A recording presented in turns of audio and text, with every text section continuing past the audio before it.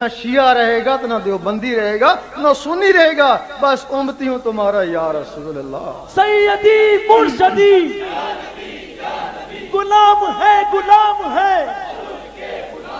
غلامی رسول میں، غلامی رسول میں جو ہونا عشق مصطفیٰ۔ حضور پاک نے امت کے لیے فرمایا میری امت وہ جس میں نور ہوگا۔ حدیث میں بھی ہے کہ قیامت میں امتوں کی پہچان نور سے ہوگی۔ ہر نبی کی امت میں منافق بھی تھے، خوارج بھی تھے، جن میں نور تھا۔ اب موسیٰ علیہ السلام کی امت میں یا رحمانوں کا صفاتی نور تھا، عیسیٰ علیہ السلام کی امت میں یا قدوسوں کا۔ ایک دن کہنے لگے کسی میں تاب ہوگی، جواب آیا ایک میرا حبیب اور اس کی امت۔ تو موسیٰ علیہ السلام کو جلال آ گیا، میں امتی ہو کے، میں نبی ہو کے امتی کی برابر نہیں، جلوہ دے دیکھی جائے گی۔ جلوہ پڑا، موسیٰ علیہ السلام بے ہوش ہو گئے۔ اب کیا وجہ ہے کہ موسیٰ علیہ السلام کو طور میں اس دنیا میں بے ہوش ہوئے، حضور پاک سامنے جا کے مسکرا رہے۔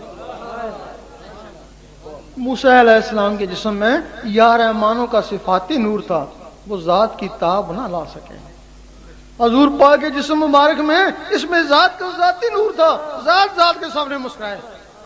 اور حضور پاک کے طفیل وہ اس امت کو ملا تھا جس کو فضیلت ہوئی، اور امت اس سے ڈرتی ہے یا محروم ہے؟ امت اس سے ڈرتی ہے یا محروم ہے؟ اور یقین کرو کہ جس میں نور نہیں ہے وہ امتی ہی نہیں ہے۔ تو بھئی وہ امتی نہیں ہے تو خود ہی تب بھی تو کہتا ہے میں سنی ہوں، میں شیعہ ہوں، میں وہابی ہوں۔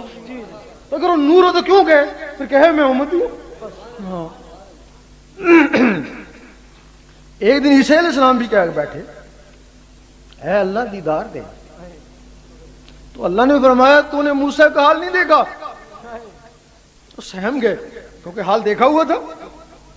تو پھر دیدار کیسے ہوگا؟ مجھے تو بہت طلب ہے کہ دیدار بڑے عرصے بعد ہوگا، وہ بھی میرے حبیب کو اور اس کی امت کو۔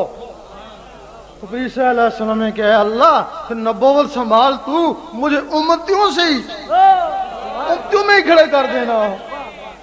اللہ تعالیٰ نے عیسیٰ علیہ السلام کی دعا قبول کری، ان کو زندہ اٹھایا۔ اب مہدی علیہ السلام آئیں گے، عیسیٰ علیہ السلام کو پھر بھیجا جائے گا، جاؤ کہ ان سے بیعت ہو۔ عیسیٰ علیہ السلام مہدی علیہ السلام سے بیعت ہوں گے، پھر اسم ذات ان کو دیے جائے گا، پھر اسم ذات کے ذریعے ان کو اللہ کا دیدار ہوگا۔ اور جس کے لیے ان نبیوں نے اتنی پریشانی اٹھائی، وہ چیز جو تم کو ملی اور تم اس سے محروم، تم اس سے محروم، کتنی بد نصیبی ہے۔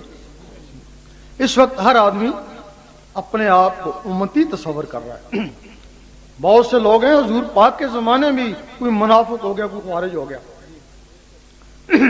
وہ منافق آج بھی موجود ہیں، اپنے آپ کو وہ بھی امتی کہتے ہیں، لیکن منافق ہیں۔ وہ سرحد کی طرف دیکھنے میں آتے ہیں، وہ کہتے ہیں ہم نمازیں بھی پڑھیں گے، تسبیحیں بھی، تہجد بھی، ہر سارا کام اسلامی شریعت کا کریں گے، لیکن سود کا کاروبار نہیں چھوڑیں گے۔ وہ منافق ہو گئے، خوارج ہو گئے۔ اور جو منافق ہیں وہ بھی ہم نے دیکھے ہیں، وہ کہتے ہیں ہماری طرح تو بشر ہی ہیں نا، ان کی بچے ہوتے ہیں، ان میں ہم میں کیا فرق ہے، بس بڑے پائی کی طرح۔ اللہ اور ہمارے درمیان یہ ایک ڈاکیا ہے۔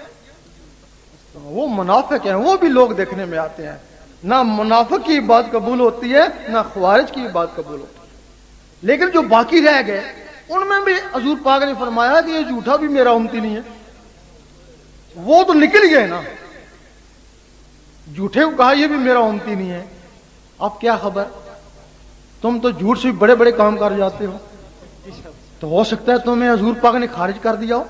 جس طرح ان کے پاس کوئی ثبوت نہیں ہے، اس طرح تمہارے پاس بھی کوئی ثبوت نہیں ہے نا۔ یقین کرو جو تمہارا ورثہ تھا اس میں ذات کا، اس دنیا میں آ چکا ہے۔ آؤ اپنا سے حصہ لے جاؤ۔ تیرا شاہی میرا شاہی، تین نبی کا سچا دائی، आशिकों के दिल का माही। اور اس کے لیے کوئی شرط نہیں رکھی اللہ تعالیٰ نے، نہ کوئی نذرانہ، نہ کوئی بیعت، نہ کوئی کالا، نہ کوئی چٹا، نہ کوئی گورا، نہ کوئی عیسائی، نہ کوئی کافر، نہ کوئی یہودی، ساری دنیا کے لیے اس نے وہ خزانہ نیچے بھیج دیا کہ جو امتی ہوگا اسی کو ملے گا نا۔ آؤ اپنا خزانہ لے لو، اگر تمہارے سینے میں اللہ نے چلا گیا تو امتی ہو گئے نا، ثبوت ہو گیا۔ اگر کوشش کے باوجود، خزانہ آنے کے باوجود تم کو ملتا ہی نہیں ہے تو یا منافق تو یہ خارج ہو۔ اب اس خزانے کو حاصل کرنے کا طریقہ بھی ہے بھئی، کوئی بھی چیز ہے تمہیں حاصل کرنی ہے، اس کے لیے کہیں تو جانا پڑے گا نا۔ اس خزانے کو حاصل کرنے کا طریقہ ہے، اور یقین کرو وہ صرف مسلمانوں کے لیے نہیں ہے، ان لوگوں میں بھی کچھ ایسے ہیں جن کو اللہ چاہتا ہے، کافروں سکھوں میں بھی ایسے ہیں جن کو اللہ چاہتا ہے، وہ سب کے لیے ہے۔ کیونکہ یہ جو دین ہے، یہ دین تو جیسا انسان تھا ویسے اللہ تعالیٰ نے اس کے لیے دین بنا لیا۔ تورات میں کچھ اور دین ہے، زبور میں کچھ اور ہے، انجیل میں کچھ اور ہے، قرآن میں کچھ اور ہے، پھر اس کا اپنا دین کیا؟ تو پھر اس کا اپنا دین کچھ اور ہوگا نا۔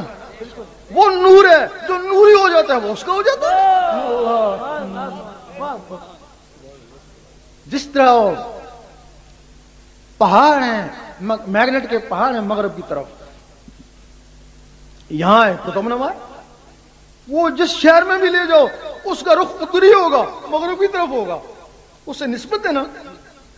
اگر تمہارے دل میں نور آ گیا تو پھر تم جس فرقے میں ہو، جس مذہب میں ہو، تمہارا رخ اللہ کی طرف ہی ہوگا۔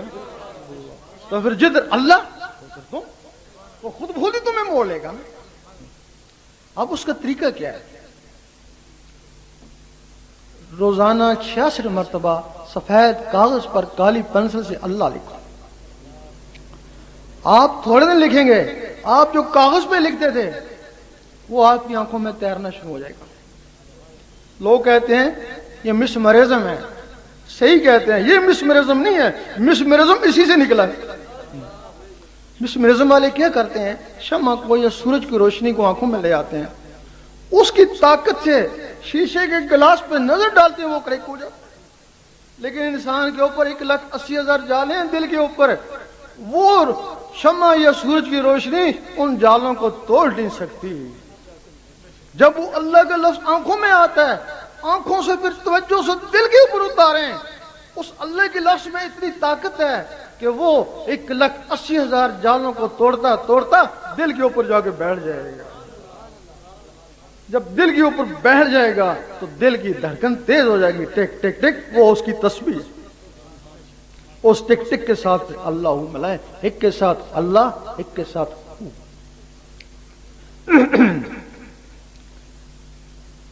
رات کو سونے لگے، انگلی کو قلم خیال کریں، دل پہ اللہ لکھتے لکھتے سو جائیں، اسی میں نیند آ جائے۔ یقین کرو بہت سے لوگ ہیں اس زمانے میں بھی ہیں، یہاں بھی موجود ہیں گے، جن کے دلوں پہ اللہ لکھا نظر آتا ہے، ان کو خود نظر آتا ہے ان کے دلوں پہ اللہ لکھا ہوا ہے۔ جب اللہ لکھا جائے تو پھر یقین کرو تو بے خوف ہو جانا، بڑی شان و شوقوں سے قبر میں چلے جانا۔ فرشتے آئیں گے، سب سے پہلے پوچھیں گے بتا تیرا رب کون ہے، پوچھیں گے تیرا رب کون ہے۔